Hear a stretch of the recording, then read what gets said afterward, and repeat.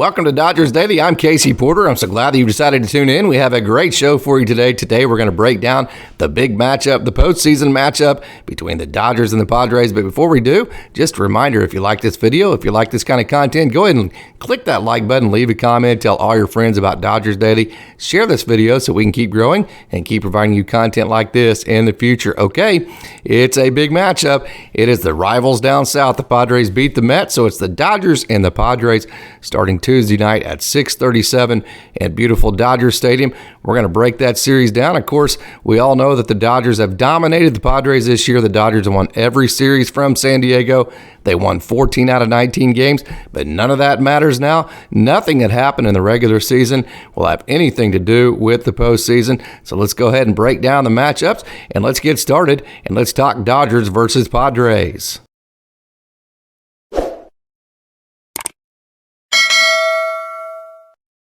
On paper, this looks like a mismatch in about every category, and that's why the Dodgers won 14 out of 19 games. If you look at the team batting averages, just all of the hitting stats, the Dodgers are second in the National League in average. They're first in runs scored, first in OPS, first in on-base percentage, third in home runs, whereas when you look at the Padres are eighth in team batting average, eighth in runs scored, eighth in OPS, 12th in home runs, so they don't hit very many home runs, and then they're fourth in on-base percentage. But I think that's going to, I think it has been all year against the Dodgers. That's going to be a more difficult task for the Padres because the Dodgers don't walk anybody.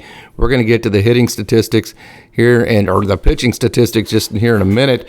But one of the things that the Padres are going to rely on is getting on base a lot via the base on balls or just any way they can. The Dodgers don't walk a whole lot of hitters, and then the Padres don't hit a whole lot of home runs. So I think the formula here is you make the Padres string together a bunch of hits in a row just to score one or two runs, and that makes it very difficult. We know with all the great stuff that pitchers have nowadays, it's hard to string 3, 4, 5 hits together in one inning, which the Dodgers have forced the Padres to do this year because they have not issued very many walks, and then they don't give up very many home runs. The Padres don't hit a whole lot of home runs, or at least about an average amount. So that combination between not allowing free bases via the base on balls and then not allowing home runs, that has been successful for the Dodgers this year, and hopefully that's a big factor in the series coming up that makes it very difficult for the Padres to score much more than one, maybe two runs an inning, whereas the Dodgers can flip the tide on those stats. Let's go ahead and get to the pitching stats, and they are just as dominant as you look at the Dodgers, and this is team ERA right here, and the Dodgers are first in team ERA, first in WHIP, just like offensively, first in the fewest amount of walks. I just mentioned that a minute ago, how it's going to be difficult for the Padres to get runners on base because the Dodgers don't walk anybody, and the on-base percentage part of the equation for the Padres is big. So the Dodgers don't allow a whole lot of walks, and then home runs allowed fifth fewest in the National League, whereas the Padres have hit they're somewhere in the middle as far as hitting home runs. So it shapes up like the Dodgers won't walk a whole lot of guys, then not give up a whole lot of home runs. I think that's the matchup that makes it tough for the Padres, and the Dodgers pitching. They're fourth in the National League in strikeouts. When you look at the Padres are fifth in ERA, fourth in the National League.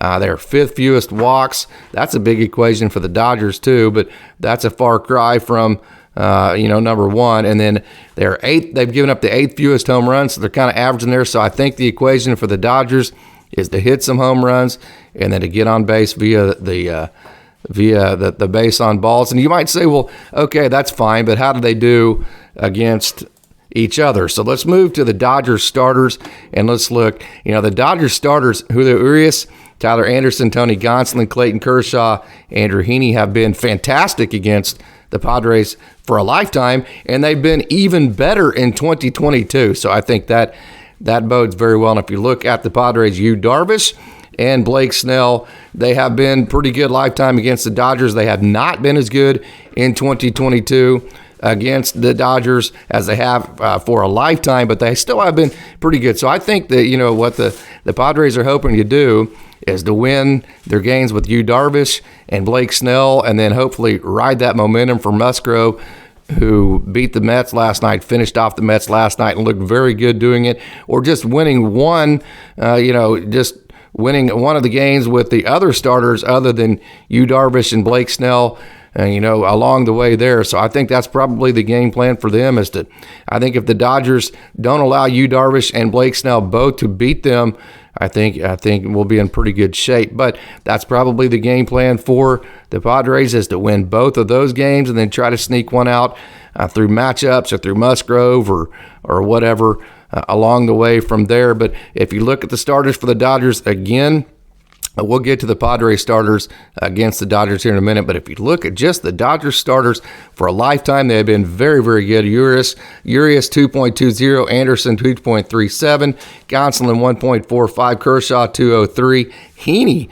Believe it or not, Andrew Heaney has been the best against the Padres. That'll be interesting to see if the Dodgers just simply go from a data perspective and make Andrew Heaney a big part of this series, because he has been just dominant for a lifetime against the Padres, and even better, as dominant as he's been with a 0.96 lifetime ERA against the Padres, he's been even better in 2022 with a 0.68 ERA this year in 2022. So it'll be interesting to see how big of a role Andrew Heaney plays in this series. So let's go ahead and get to the Padres starters, and I'll show you this graphic. Yu Darvish, there he is, and Blake Snell, you see they are the two best easily against the Dodgers, both for a lifetime and as here in 2022. And then when you look at the rest of them, Musgrove would be the next go-to guy for them. Of course, he pitched last night, Sunday night for them, so it'll be interesting to see when he pitches next in this series. So, yeah, Yu Darvish, Blake Snell, and Musgrove, those are the guys that, and then Manaea, Clevenger, and Martinez, there's your starting pitching. Like I said, not great against the Dodgers once you get past Darvish and Snell, and not great this year. Certainly, look at Manaea's numbers against the Dodgers, not good at all. Clevenger, not good at all against the Dodgers. Martinez, very average, and then Musgrove has been pretty good. Okay, I wouldn't say just dominant or anything like that, but pretty good. Certainly not as dominant as the Dodgers starting pitching has been against the Padres, both as a lifetime and for this year. So there you have it. There's your breakdown of the matchup. Hey, make sure and tune in tomorrow, because tomorrow I'm going to have a breakdown of the two teams starting pitchers. Once we know who they are, going to break it down really good, tell you what kind of pitcher they are, what kind of pitches they throw, break down the percentages of pitches they throw and the percentage of what type of pitches they throw and all that kind of stuff, how they do against each other, the teams, as far as the teams they're playing, like the Dodgers starter, how they do against the Padres and vice versa, and all of that. So I'll have that breakdown tomorrow, so make sure and look for Dodgers Daily for tomorrow.